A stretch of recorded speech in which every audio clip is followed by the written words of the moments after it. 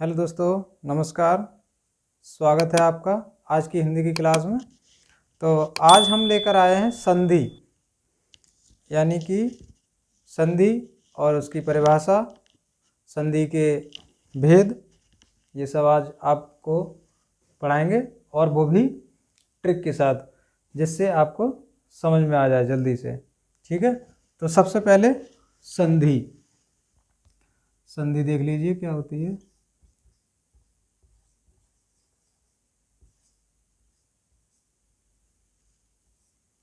संधि का अर्थ होता है मेल। क्या होता है? मेल। और संधि विच्छेद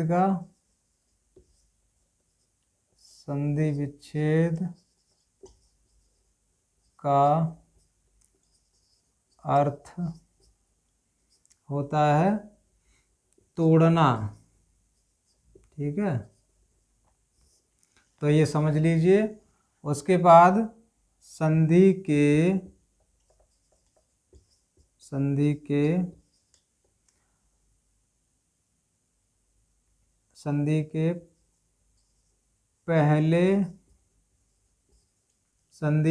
पहले पद को पूर्व पद तथा दूसरे पद को उत्तर पद कहते हैं। ठीक है, कहते हैं। संधि के पहले पद को पूर्व पद तथा दूसरे पद को उत्तर पद कहते हैं। और ये संधि का अर्थ होता है मेल, संधि विच्छेद का अर्थ होता है तोड़ना। ठीक है, तो सबसे पहले अब आ जाइए संधि के भेद। संधि के भेद। संधि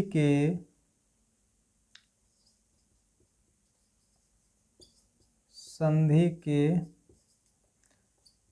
3 भेद होते हैं।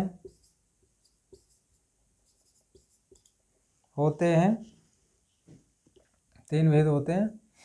तो यहाँ पे सबसे पहले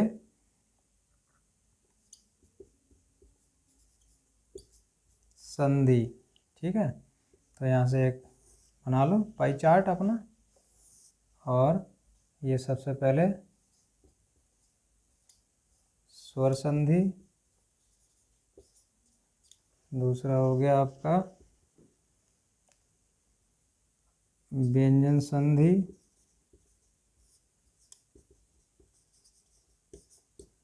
थर्ड नंबर हो गया हमारा विसर्ग संधि। कौन सा हो गया? विसर्ग संधि। ठीक, तो इसमें आ जाइए स्वर संधि के उपभेद। ठीक है, इसके 5 उपभेद होते हैं। कितने होते हैं? 5 उपभेद होते हैं। ठीक है, होते हैं दीर्घ संधि, गुण संधि, वृद्धि संधि और यड़ संधि और अयादि संधि। ठीक है, यड़ संधि और अयादि संधि।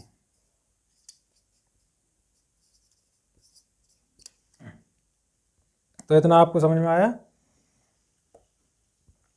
संधि का अर्थ होता है मेल, संधि विच्छेद का अर्थ होता है तोड़ना। संधि के पहले पद को पूर्व पद तथा दूसरे पद को उत्तर पद कहते हैं। संधि के भेद, संधि के 3 भेद होते हैं, स्वर संधि, व्यंजन संधि और विसर्ग संधि। और स्वर संधि के 5 उपभेद भी होते हैं, दीर्घ संधि, गुण संधि, वृद्धि संधि, यड़ संधि और अयादि संधि। उसके बाद इसमें हम इसको पढ़ाएंगे अभी नंबर से एक एक करके। तो देख लीजिए, इसमें आते हैं हमारे कम से कम 7 नियम होते हैं इसके, ठीक है, व्यंजन संधि के, ठीक है, व्यंजन संधि के 7 नियम होते हैं लगभग। इसमें 9 नियम होते हैं लगभग, ठीक है। तो इसको हम अभी पढ़ेंगे। चलिए देखते हैं। सबसे पहले उपभेद में स्वर संधि के 5 उपभेद बताए थे अभी हमने। तो इसमें सबसे पहले दीर्घ संधि, नंबर 1 दीर्घ संधि। अब इसमें हमारी चलेगी ट्रिक। इस संधि का नियम क्या होता है, इसमें बड़ा आ, बड़ी ई और बड़ा ऊ आता है, ठीक है। बड़ा आ, बड़ी ई और बड़ा ऊ आता है, ठीक है। इसको दीर्घ संधि बोलते हैं। उदाहरण देख लीजिए इसका। इसमें क्या है, मत धन अनुसार, ठीक है। उसके बाद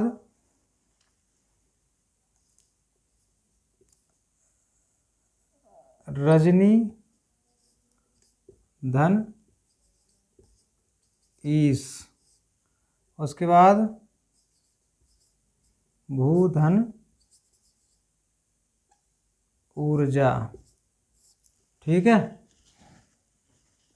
तो अब इसमें बराबर में क्या होगा, मतानुसार, ठीक है, मतानुसार। और इसमें रजनीश, ठीक है। उसके बाद भूर्जा, ठीक है।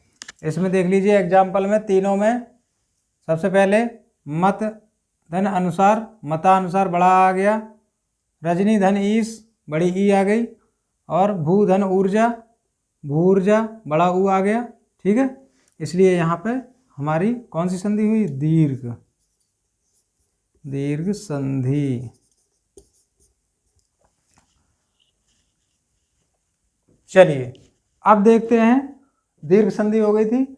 अब नंबर 2 आती है हमारी, गुण संधि। कौन सी आती है, गुण संधि।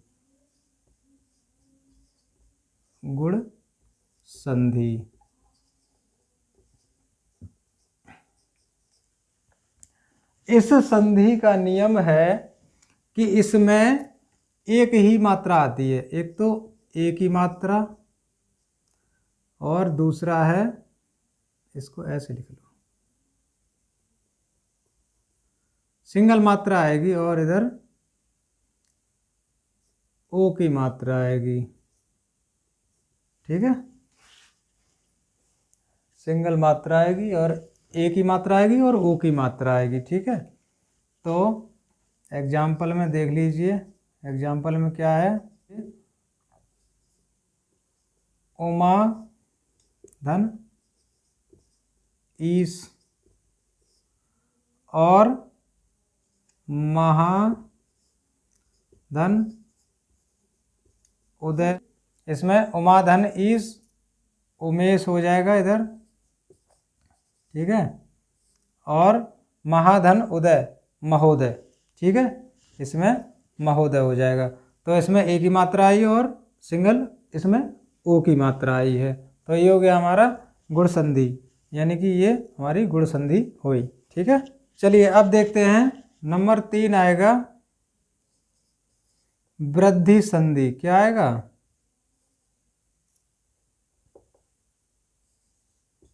वृद्धि संधि। वृद्धि संधि का नियम है कि इसमें आई की 2 मात्राएं आएंगी और औ की 2 मात्राएं आएंगी, ठीक है, आई की और औ की, ठीक। तो इसमें देख लीजिए एग्जाम्पल में क्या होगा,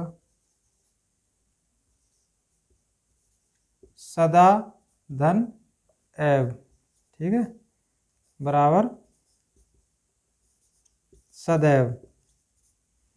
इसमें महाधन ओज बराबर महोज।